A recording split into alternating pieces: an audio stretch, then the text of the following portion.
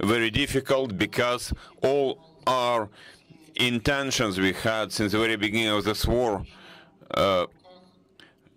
depend, all our plans depend on those invaders who unfortunately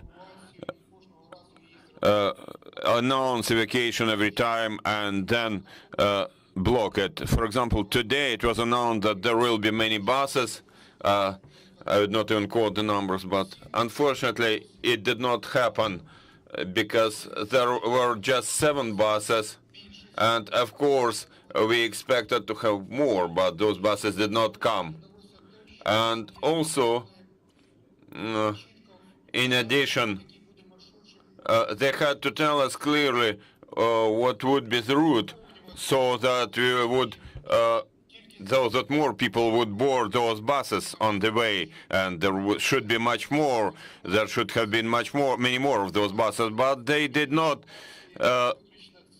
plan it, and those buses only evacuated. You know, there is the left bank part of our city, which is cut off the rest of the city, and it was very difficult to get there to start evacuation. But people reached that starting point, marked as starting point of that evacuation. But at that time, some combat action started. There was artillery shelling, and there were tanks attacking the defenders of our city. So the scared people had to make a decision for themselves whether they should go or not. And unfortunately, many people decided to stay in the city because they thought that it would be dangerous for their lives to leave. But still, 4 buses did leave. And by today, you know, they spent a long time on the way. They spent a night in Berdyansk, and by today they reached another point on the map, which is Vasilievka. And in that village of Vasilievka, they now crossed into Ukrainian controlled territory, and now they're moving to Zaporizhia. We are very glad to hear it. Do we know how many people we managed to evacuate? All together, over all this time, in those difficult conditions, and I'd like to emphasize that now everything depends on our so-called liberators, but actually they're occupiers who have destroyed our city, and more than 100,000 people are like captured by them. But since the 13th of March, when it became possible, when there was that first evacuation mission, we supported by the minister in charge, Irina Vereshchuk, and Pavlo Kyrylenko, the governor of our oblast, and by our president, Vladimir Zelensky, we all joined efforts towards this goal, and by now more than 100,000 people have already reached the territory controlled by the central government. Those 4 buses are not a lot. That's a small part of the mission that has already happened. These are 80 residents of Mariupol who have already arrived to the government-controlled part of Ukraine. But we are glad to see it. That means that we have saved 80 more of Mariupol residents. Vadim, today, you know, we saw some statement that we expect for so-called humanitarian corridor to operate also today, if you can call it humanitarian corridor. Has it been operated? Do you have any information about that? I'll emphasize again that since the very first days of March, early March, you know,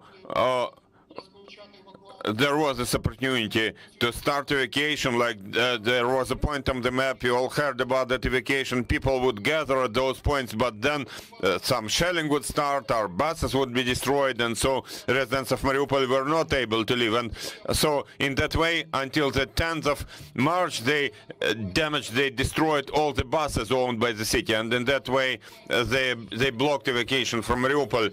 Now, unfortunately, something similar is happening. I have been seeing for a second day running that again we announced that there will be evacuation. We established the starting point, some point of the map of Mariupol. People gather there. Today, more than 200 residents of Mariupol have been waiting for this evacuation. They don't know whether it will happen or not. somebody approached them and said that they will be treated personally, like only women with children will be entitled, then women without children and elder people. So there is some sort of priorities and that queue for evacuation. But now by 3:05, by this time, unfortunately, we don't see any buses in that point which we marked as a starting point. We expect that those troops will allow us to evacuate local residents of Mariupol. And we established this route. And it was said that we will be able to have more people to board the buses in Mangush and then near Berdyansk and then move to Zaporizhia. But at the moment, there are no buses at the starting point. We are waiting. We have asked for 22 buses who had to come at 2 p.m. and now we have 3:05 and there are no buses still. And people gathered there, people have been waiting, and unfortunately nothing is happening, but we are waiting. Mr. Boychenko, we know and we see here that in Mangush they are somehow mocking our people, and the people are registered for so-called filtration. Do you think the occupiers try to prevent people from living on the mass scale, or what is this procedure? Why they have introduced it? This procedure is about creating obstacles for evacuation to Ukraine through this more difficult procedure with this filtration. Like if you were related in any way to any civil service, to municipal service, you will be captured immediately, and some people are kept as prisoners for 2 weeks, some people are kept for 2 months, and like we clearly treat it as torture. Unfortunately, many residents of Mariupol have already become victims to this torture, to this sort of barbaric treatment. Not only males, but also women fall victims to it. And those people who pass through that crime, that filtration, they witness what they saw, and it's terrible. There is nothing humane in that. They said we are liberators, but we see it as a genocide, as a war crime. This is some sort of ghetto. They placed 4 centers, 4 hubs around the city, operating around the city. For example, I have a neighbor who has registered for this filtration, and his number is 3620. So there is a long waiting line for that filtration. And the neighbor says that, maybe he will go through the filtration with this speed. He will be able to go to a Ukraine-controlled part in December 24. This is about torture. This is about fascist methods. This is like methods used by fascist Germany back then and now by fascist Russia. Mr. Boychenko, could we ask you whether you confirm information which appeared earlier today on some media that near Mangush some mass graves have been found where occupiers bury bodies of our people brought from Mariupol? Unfortunately, I do confirm this information. I confirm it. We see, you and we see that for a second week running, the city has been closed and nobody is allowed into the city. And now they're trying to hide the traces of crime committed by the Russian Federation in the city of Mariupol. According to our estimates, and those are optimistic estimates, more than more than 10,000 local civilians died in the streets of our city because of enemy's artillery. And our directors of our utilities saw it personally. directors of our municipal company saw it, and unfortunately we see that dead bodies of those residents of Mariupol have started disappearing from the streets, and our residents provide us with information, but this is a very it is very dangerous to pass this information to us, but for us to disseminate this information. Because, you know, it's about a war crime, and the invaders try to hide those war crimes. They use three tools. First of all, those are mass graves. We were looking where it would start, and we see that it already started. Around Mangush, there is a circle road, and from the left side, there is a gas station, Oka gas station, petrol station, and next to that station there is an old cemetery and a field next to the cemetery. And in this field they are digging trenches, huge trenches, 30 meters long, and then bring those dead bodies of Mariupol residents there and throw them into those trenches.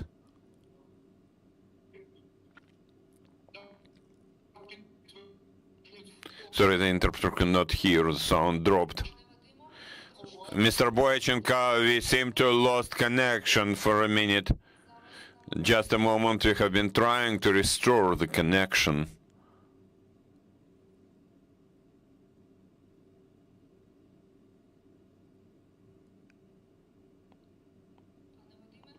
Mr. Boychenko, can you hear us?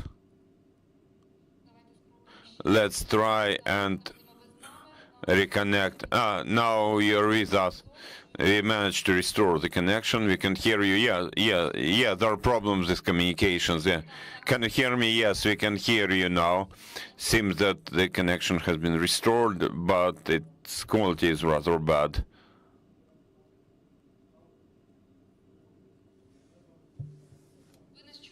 Can you hear us, Mr. Boychenko? Let's try and reconnect. Dear colleagues, please try and reconnect to restore normal connection. And in the meantime, I will remind you that in our studio we have online connection with the head of the city of Mariupol. Vadim, you're welcome. So, please repeat your question. We lost connection when you were telling us about that cemetery and that the invaders are digging trenches there. Yes, there is a circle road around the town of Mangush. And on the left side there is Oka petrol station, and there is an old cemetery. And next to that cemetery there is a field.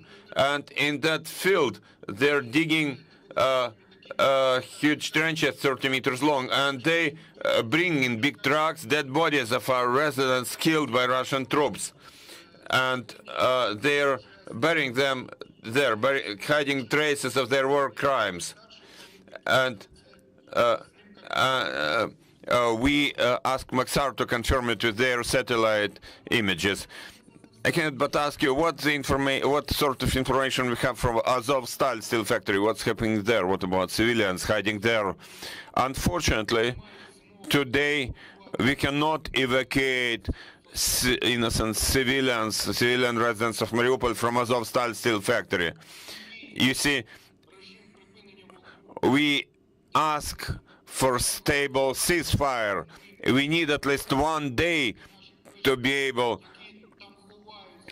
to tell our residents who have been hiding there for 57 days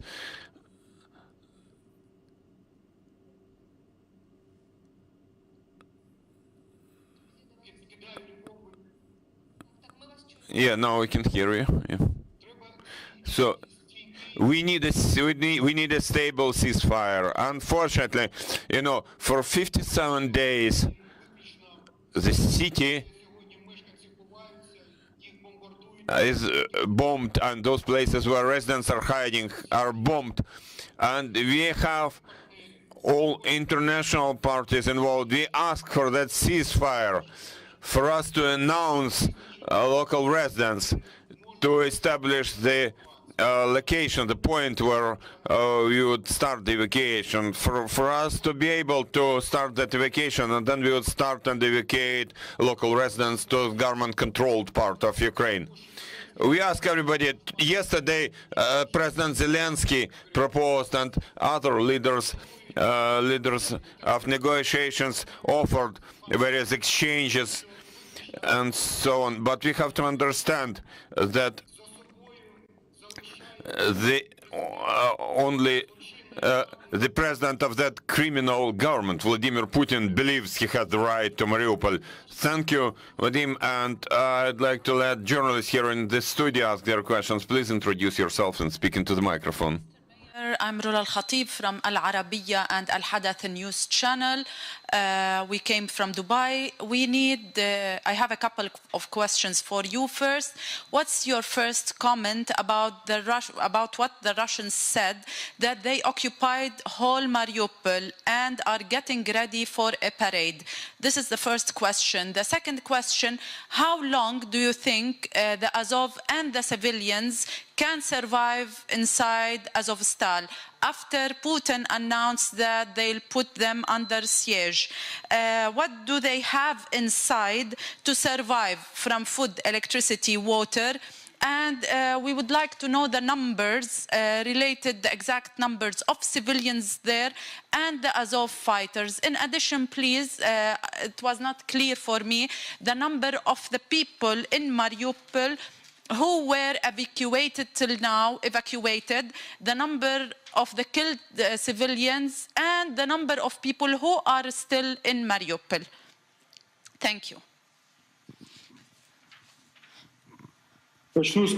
I will start from your last question.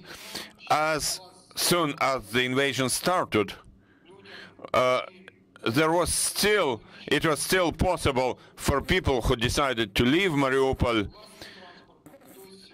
You know, some of them would live in their own cars, some of them would use trains which were still moving until the time when the Russian troops destroyed this possibility. So for that time, since the beginning of the invasion, about 100,000 people left Mariupol, 100,000. Then the Russian troops captured the whole Mariupol. The whole Mariupol became like prisoners. We were waiting. We launched various missions about evacuation. But as soon as people would reach the first roadblock, the first checkpoint, we would be told by those invaders that we don't have any instruction for you to leave the city, so get back to the city. That's what they told the people. So on the 13th of March, when all our international partners joined efforts for one goal, for one end, for residents of Mariupol to be able to evacuate, but, you know, without ceasefire. At that time, on the 13th of March, I personally led that mission, but we did not get to the city of Mariupol to enable it. But they opened this opportunity, and now residents started leaving the city using their private cars. And by now, until today, the number of people who left Mariupol to government-controlled part of Ukraine is in excess of 100,000 people. Now around the city, in Berdyansk, in villages, there are 50,000 people who are waiting for evacuation.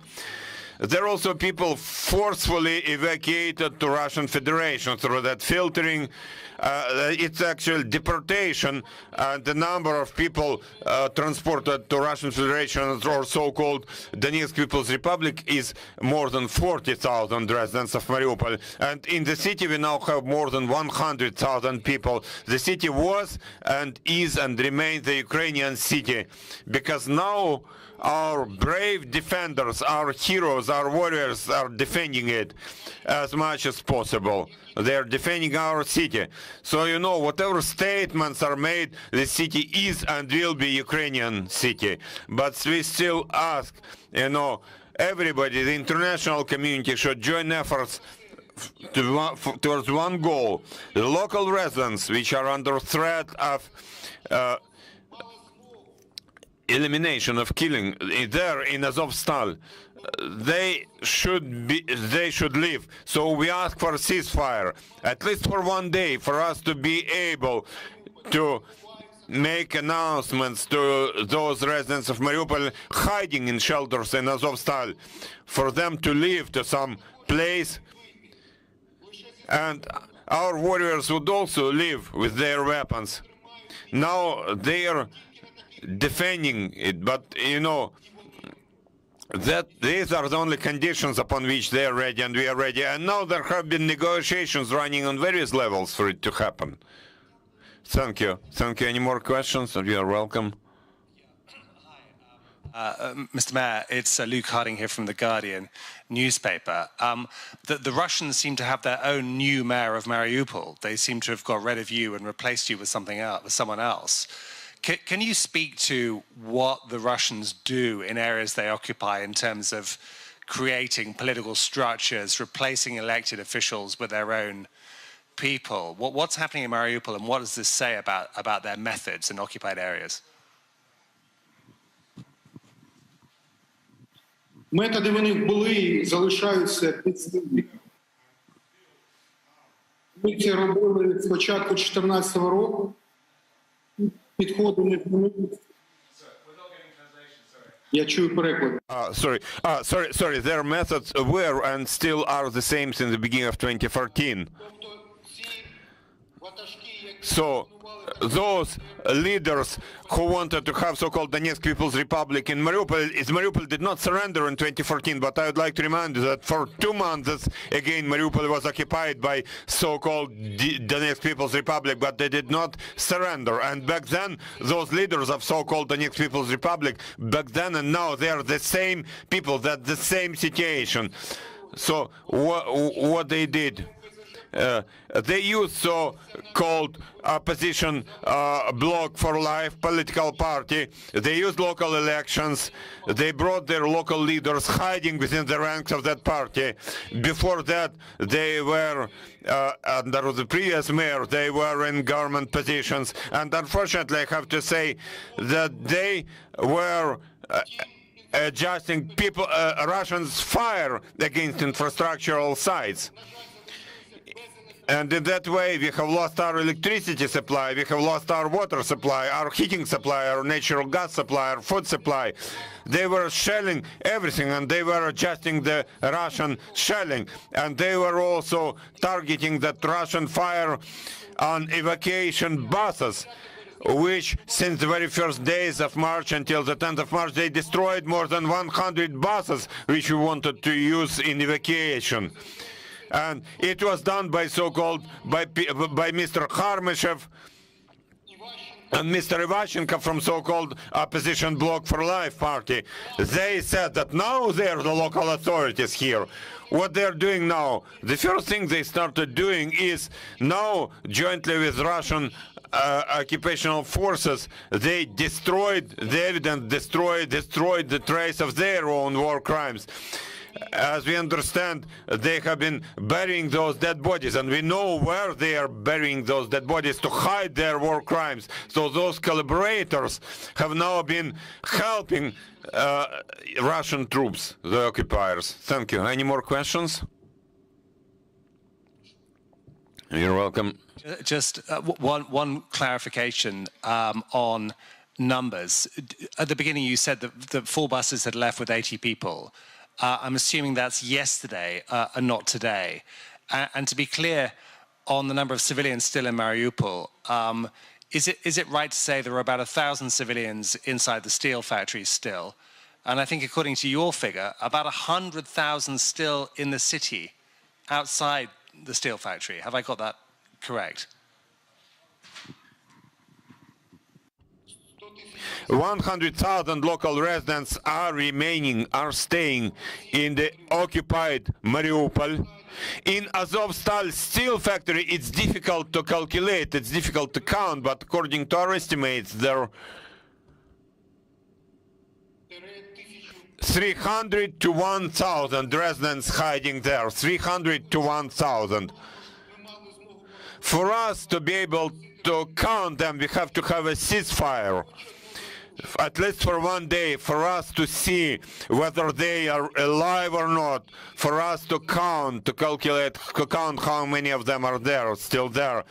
Because unfortunately now there is still shelling, there is still bombing and all that, so it's impossible to count people, for you to understand.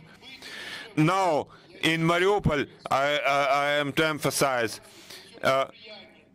with the help of so-called leaders of that opposition bloc for life, who now became so-called local authorities, more than 20,000 residents have been killed in Mariupol. In the city itself, there are still 100,000 people remaining. Yesterday, unfortunately, it was announced that there would be many buses, that there would be wide-scale evacuation just before Easter, which is a great holiday. There would be a large-scale evacuation, there would be many buses, but there were just 7 buses arriving and just 4 buses reached the end point, and there were just 80 residents of Mariupol, but we thank even for those, because it means 80,000 lives rescued. Any more questions? Thank you. Thank you, Mr. Boychenko. Thank you for finding time to join us on air. Thank you. Dear friends, I would like to remind you that you're welcome to monitor our announcements. We're developing our schedule for tomorrow. Stay with us. Thank you. Bye.